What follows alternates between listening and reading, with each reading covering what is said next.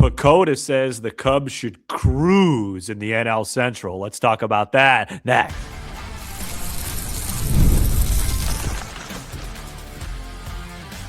You are Locked On Cubs, your daily Chicago Cubs podcast. Part of the Locked On Podcast Network, your team every day. You are Locked On Cubs, part of the Locked On Podcast Network, now the #1 sports podcast network. We are your team every day. I'm Sam Olber. He's Matt Cozy. We are lifelong fans taking our passion into a discussion with you on all things Cubs. And despite that energetic opening, I am in a bad mood today. The Illini lost. I lost my fantasy baseball keeper, Corbin Carroll, due to a handmade bone fracture. Francisco Lindor also broke his hand in a newsy major league day. We've got trivia. We've got Palencia being the closer, but we start with Pecota.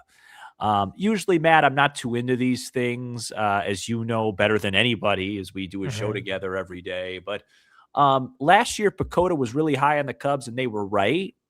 And this year, they're really high on them again. The more interesting thing is they're really down on everybody else. Yeah, I think the Cubs winning by 10 games or more is a big surprise to me. I still need to look up if, what the differences have been the last couple of years, but it's right now, it's basically this. It's trending like the Cubs are going to be clear favorites in the NL Central for the first time since the 2018 season. And I think that's big news.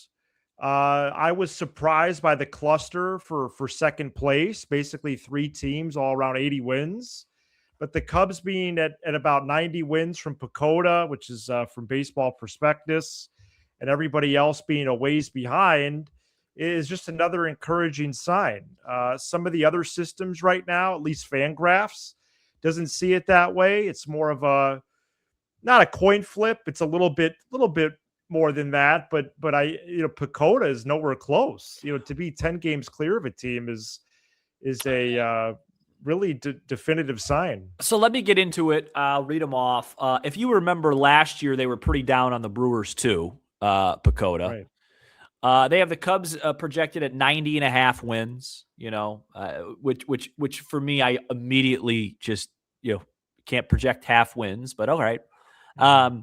Milwaukee at 80.5. They believe the Brewers will be 16.5 games worse than they were last year. Wow. Then the shocker here is Pittsburgh. Somehow it lands at 79.6 wins. The Reds fourth at 78.8. And this feels great to say, and I'm going to continue to say it, the lowly Cardinals in the basement at 66. Look, Matt, my takeaway from this was very similar to what it was last year, which is I'm excited that they think the Cubs are going to be good. I think it's insanity, literally the definition of the word, to continue to project the Brewers in the way that they're projected. Every year they're underprojected, and every year they're right there. And Jed Hoyer, the president of the team himself, said in his interview with David Kaplan, immediately mentioned the Brewers and that they're going to be tough. And that's enough projection for me. So I just glad that the Cubs are good on paper. I don't think I can look at them as clear favorites. I think I could look at them as clear favorites on paper, which I said was the goal. But until I see the Brewers mathematically eliminated, they've earned the right, they've earned the respect to be at the very least hand in hand with the Cubs. Yeah, how often do you have to outperform projections for the preseason projection to change? It never changes. Because it's computer. Fangraphs, Pecota, right. Yeah. Because it's not humans. I love baseball. I'm not dismissing the Brewers at all. I don't want to come off that way. I am encouraged that, this is trending well for the Cubs, but they're not the team to beat. They're not the incumbent. Until that changes, the Brewers will not be they'll be at the forefront for me. But it would be a big story if somehow not only the Reds overtook them, but really the more notable one would be the Pirates. And apparently the computers like the offensive additions they made, and pairing that with the young pitching they have led by Skeens and but I don't see the Pirates overtaking the Brewers, at least not this year. I don't see the Pirates overtaking the Reds either. Okay, yeah. I mean, the Reds added Eugenio Suarez, and they have the best pitching in the division, don't you think? Yeah, their rotation, I would say, would be number one. Yeah. So, some other newsworthy, just to compare credibility-wise, popped up to me. Philadelphia only at 85, third in the NL East. That was notable. Brewers, Brewers. They're always in my head. Braves 92, Mets 88. Wonder if that takes a hit with the Lindor news this morning. 105 for the Dodgers. And then this is what I thought the most surprising one. San Diego 81. Yeah, that sounds low for sure.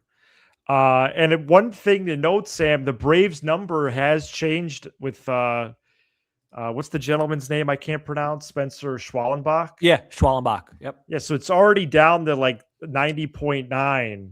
Oh, after which I believe is a good jazz station here in the area. But yeah, the Phillies won. So basically what that means is what? Okay, we like Turner, Harper, Schwarber, but everything after that we're questioning? Because 85's low for them. Yeah, and I guess I keep forgetting Wheeler's out. So till the summer, yeah. Yeah, so but they still got Christopher Sanchez, Jesus Luzardo. Yeah, I don't know. I just feel like that's a team that's always going to be there. But yeah, Dodgers 105 is that's laughable. Not what the computers say. Oh, yeah. The Dodgers, they have the Dodgers winning the division by 23 games. It might happen. So, the Cubs have the third most projected wins in all of baseball. Dodgers, Mariners, Braves, Cubs. Say that one more time, because I only have the National League in front of me. Yeah, so the Cubs have the fourth highest projected win total. So it's Dodgers 1, Mariners of Seattle 2, Braves, what would be a nice bounce back year for them, and then Cubs. Wow. But the Cubs are only decimal points now behind the Braves after the Braves number already got adjusted. Right, but it just seems like these projections overall are all like low. Like, so the fourth best record in baseball is going to have 90 wins. Yeah, Fangraphs is way lower. But yes, they tend to be. I remember the last couple of years doing this. They've definitely been conservative. Colorado at 60. That seems high. Yeah, well, because basically this is saying what? That a lot of teams have a chance, right? If the only 4 teams have 90+ win projection. Yeah, it's just what the computer spits out. You know what I mean? It's just what the computer spits out. You know who's not a computer? Craig Counsell. And he made some pretty big news announcing, I guess, informally, who his closer is going to be if the year started today. I thought this was news. We're going to talk about it coming up next. Today's episode is brought to you by TurboTax. Tax season doesn't have to take over your life. This year, TurboTax is making it easier than ever to just hand things off and move on with your day. With TurboTax Full Service, you can have your taxes done for you by a trusted local expert, start to finish without the stress or guesswork. Instead of spending hours trying to figure out forms, you can meet with a local TurboTax expert in person or connect online. They handle everything from W-2s to self-employed forms and work to get you every deduction. It's a huge time saver and gives real peace of mind knowing an expert is handling it. And for a limited time, our listeners can have their taxes done by a local TurboTax expert for just $150 all in. If a TurboTax expert didn't file for you last year, filing deadline is the end of this month on February 28th for this offer. Take taxes off your plate and get back to your life. Visit turbotax.com/local to book your appointment today. turbotax.com/local for TurboTax.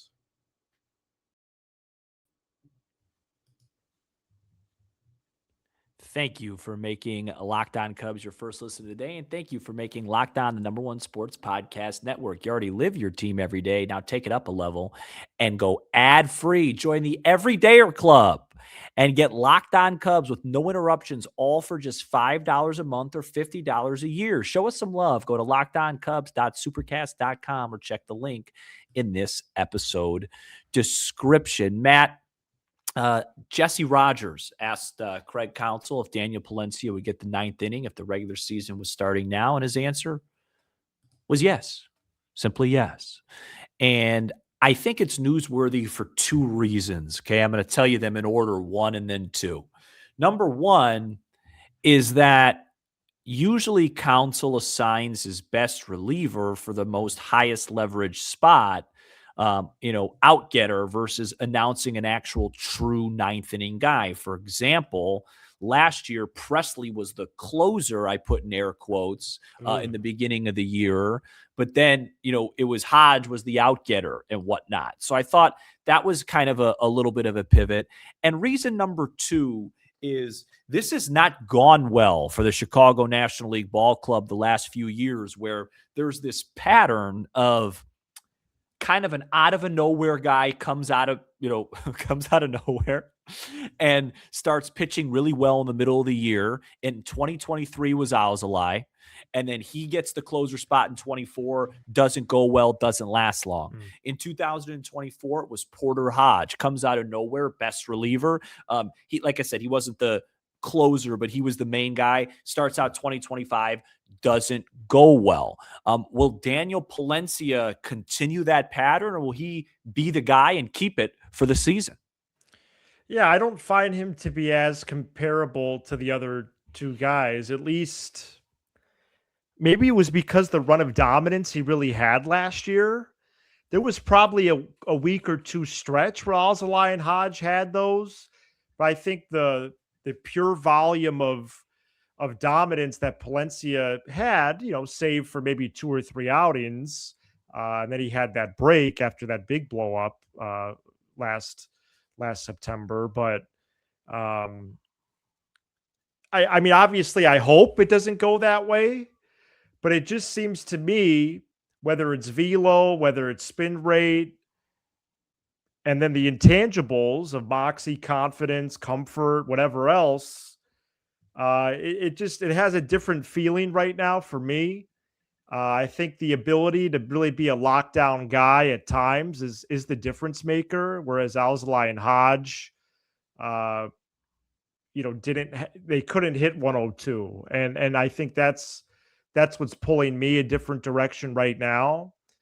But you make a good point, and hopefully history doesn't repeat, because if they could get a guy pretty much from pole to pole that you can trust in high leverage that late in the game, even as rare as it is now in this game, I think that would be a big difference maker in the path to 90 wins. The key for Palencia is his breaking stuff. Can he throw that consistently with confidence? It doesn't even have to be a good pitch. He just can't hang it over the middle of the plate to just keep hitters honest on his fastball. Because when he got himself in trouble last year, and he did have a little bit of some wobbles for sure towards the end of the year, it was, even though it was 101, 9,900, they know it's coming. And if they know it's coming and it's not located well, it's going to get hit a long way. So that's the key with him is can he make that next step and just develop, comparing it to like Chapman, you just want to have something to keep him honest, because there's a lot of 101. There's a lot of 102 out there now. These hitters are unbelievable in what they're able to catch up to. So I think just from a baseball perspective, that's going to be the key. It's pretty obvious when if it's going to be drama with him or not. I do think the difference between him and Hodges, he throws a lot more strikes. going into this year. Even last year with Hodge, that was the walks were a huge thing. And we knew, we saw it all spring last year. I mean, I talked about it at nauseum. Hodge never looked right. He never looked right. It was 94, 95 all spring long. And then with Alzolay never looked right and hasn't been back since. Palencia is not dealing with anything like that. He's coming in, as we know, healthy and ready to roll. So I think, I think the bullpen, how the bullpen looks March 26th, it's going to look different. September 26th, it's just how it works. But I'm okay with this. I think it really wasn't a surprise. I think the surprise element just came in the fact that it was announced in February. But guys like Maton, will get chances and they'll trickle down from there. Well, one other reason you could mark it as a surprise, as you mentioned, the trickle down effect there, is to start, if you go back to front, it's nice to know that Palencia has the ninth, because with as much turnover as that group had, it's really open season in the rest of the spots. It is. The computers like Hunter Harvey. Yeah. But is he the eighth inning guy? When does Holby Milner come in? Is Caleb Thielbar ahead of Milner in the leverage scale than Milner? Yes. How does Jacob Webb fit into this? With seemingly, not too much popping off his Savant page, as far as I'm concerned. Does Colin Ray, a piggyback guy? Does another person we don't know sneak in? We mentioned Corbin Martin, a non-roster invitee. No, you did. You did. Yes.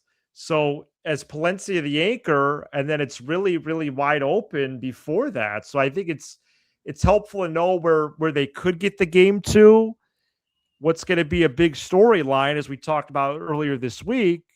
How did they get to Palencia? And I think Hodavi and his infrastructure will embrace that. I'm not sure spring training's going to answer that. I think it will be more of the first 15, 20, 25 games, and we'll see from there. One thing I've purposely done a little bit here the last few episodes, I did it in my 9 and 9 yesterday, is I'm kind of just letting a couple bold predictions out of the bag, like hinting at them before we get to our episode. Because I think that was one of our 15, 20 best shows last year, was the bold prediction show. It was three each, right? Yeah. And it aged well and it was fun. It was fun to look back to. It was fun to have something to root for, et cetera, besides the club. I'm going to give a little tease or a little mini one right here for the everydayers that are with us 18 minutes in. One of Porter Hodge and Luke Little, one of those two dudes is going to finally break out for real. One of them. And they're going to be a big part of this bullpen. I don't know which one. We'll see. Maybe I'll know in spring. I thought Merriweather looked really good in spring. That didn't work out. But one of those guys is going to break out and be electric for this Cubs bullpen. They'll have an entrance song when they come in, and that whole 9 yards. Well, that'd be a big story in terms of Luke Little. I mean, Hodge would be a resurgent story as well, but it would be bigger for Little, who really hasn't pitched. That's an oxymoron. Much. What is bigger for Little? Oh, wow. But because he only pitched literally like 1 1/3 last year. He got 4 outs the whole year. You heard what I said.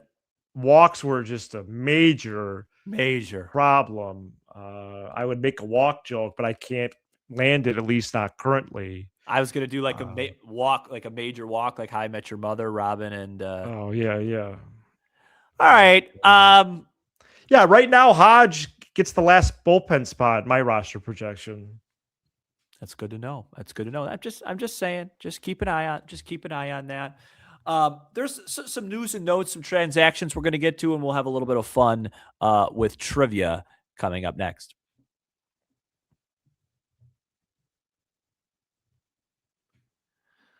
Welcome back to Locked On Cubs, the #1 Cubs podcast, alongside Matt Cozy, making an appearance today. You might have heard of him.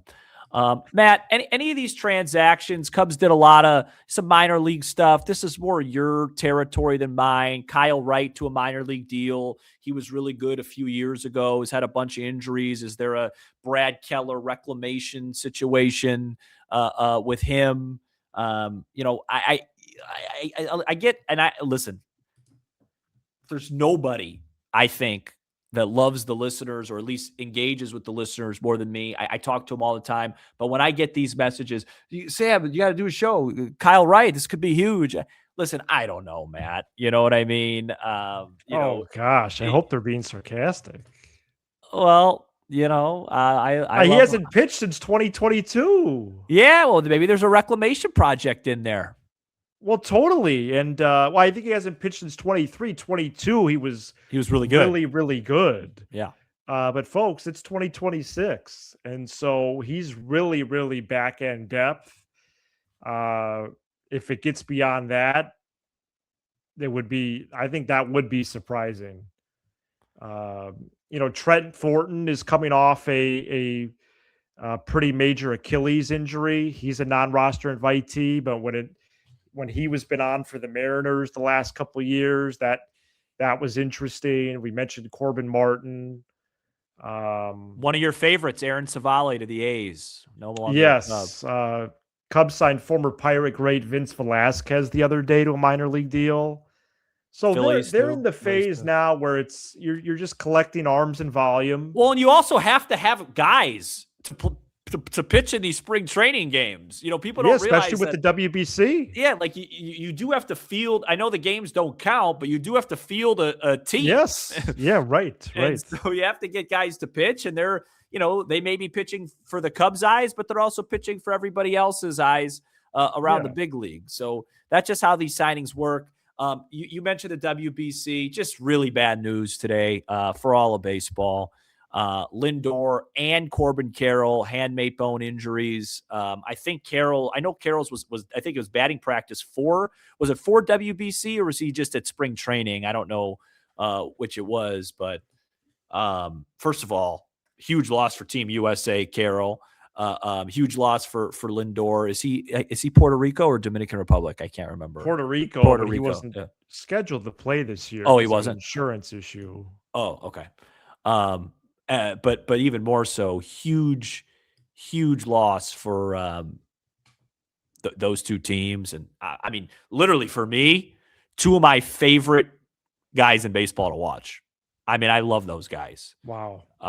So that was that really has PCA implications. Absolutely. That's why I brought it up. PCA now definitely is going to slot into play. Don't you think? I do. Yeah.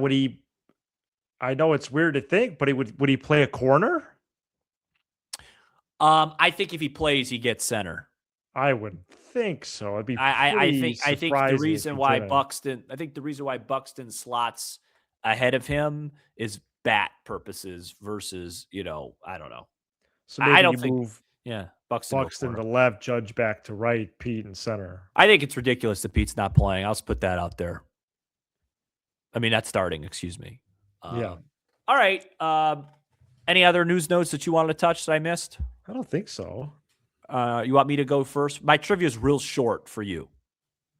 I know the Yard Institute put up a Norman Rockwell Cubs painting on Tuesday. That was donated to the Art Institute, and so they put up that a painting. Norman Rockwell, famous painter, did paint about the Cubs, I believe in the 1940s, and that's been added to the Art Institute. Go ahead. All right, so I guess I'll go first. Yeah. Okay.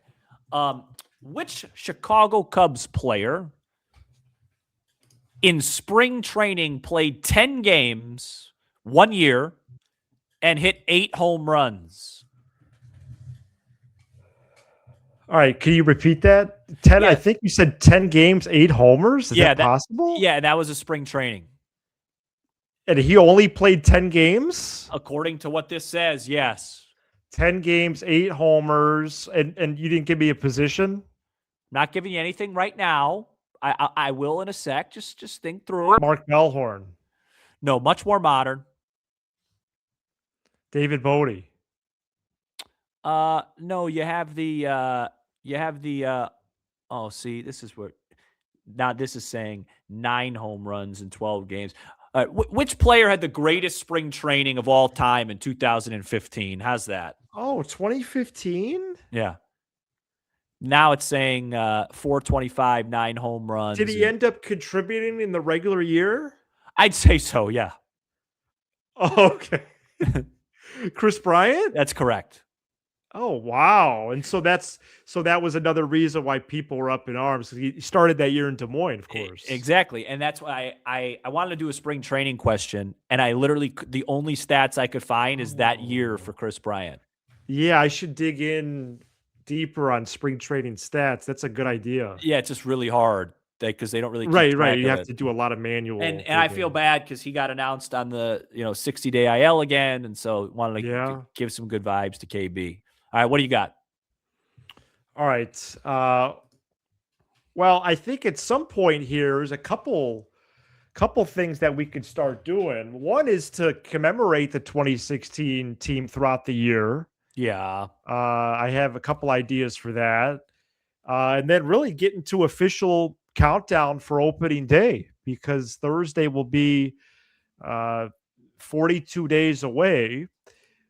So I'm going to still do the opening day variety here that I've done the last couple of shows, Sam, where we've done trivia. Yeah, I seem to be good at that. And in front of me, I have... Why'd I just say that?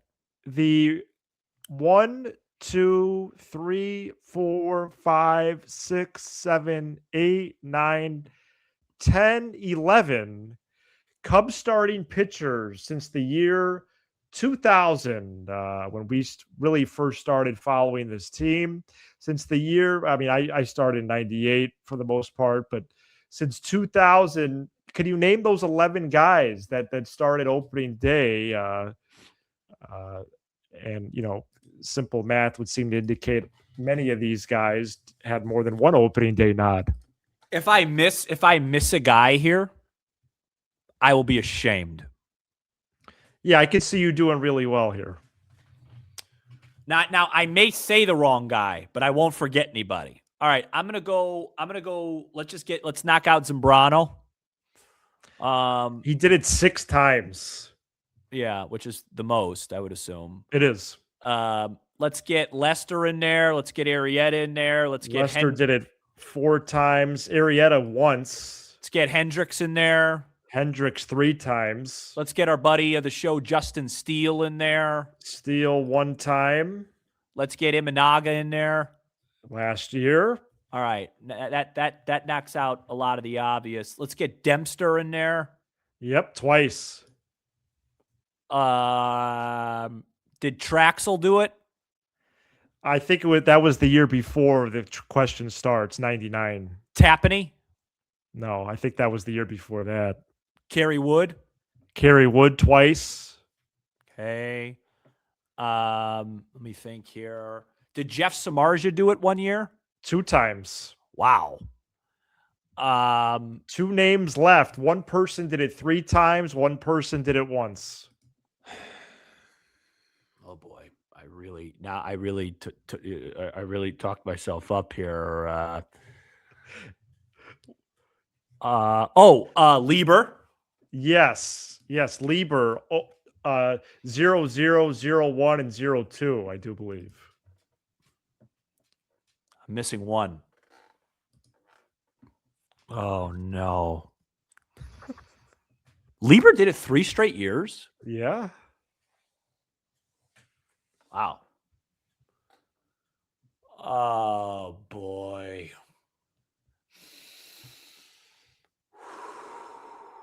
All right, let me just don't give me any hints. Okay. 25 Shota. 24. Oh my, Stroman. Correct. And that completes the question. 23. It's the same game I literally referred to where Horner hit the homer off of Burns. I think that was like a 5-1 final. Yeah, no, it was a pretty decisive opening day win. And then Saturday, Steele threw a gem and we lost. We blew it late. Who did they put in? Happ hit that big homer early, right? Yeah, off of Woodruff. Wow. Why does it feel like 2023 we have the best recall for? It was just that was such a dramatic season. Yeah, I mean, they had a great August. Remember that? They put somebody in the game in that second game, and there was like a tapper back to the mound that caused a whole havoc where like Yelich beat it out, and it was somebody I can't remember who they put in. Was it Boxberger? No. Or Fulmer? No, I think it might have been Al. No, it wasn't Alzolay. All right, forget it. All right, well, I don't think it was either of those two guys. And then remember there was that ball that like could have been caught in right field, and it was Master Boney playing out there. It was a whole thing. Why are we talking about this game? I think that must have been his last appearance in right field. Yeah, I think maybe you're right. Maybe it was Fulmer. I think it was Fulmer. And then I believe they went on to lose the series, right? They did. They did. Patrick Wisdom hit 2 late home runs. They lost that game pretty big. Yeah. Wasn't a good outing for JMO, I believe. No. Then they went to Cincinnati, and yeah. Then that Monday night game they completely blew. And then they were 1-3. We did a live show, started to call for people's jobs. Right. 4 games in. Well, that was when Ross had Thompson up. He had Keegan Thompson up, ready, and left Smiley in, and he gave up, I believe, what was a grand salami. But then somehow they got it to 12-7, right, against the Dodgers. Yeah. No, and then they righted the ship. And then they went like 25 games under after that. Yeah, no, that Angels series was bleak. Yeah, but then August they were phenomenal. Stay tuned for the 2023 Chicago Cubs. All right, that was a fun episode, Matthew. It always is. Thank you for making Locked On Cubs your first listen today. For those of you on video, we send you the 24/7 National Locked On Podcast Network YouTube channel. And on audio, make sure your second listen is Locked On MLB.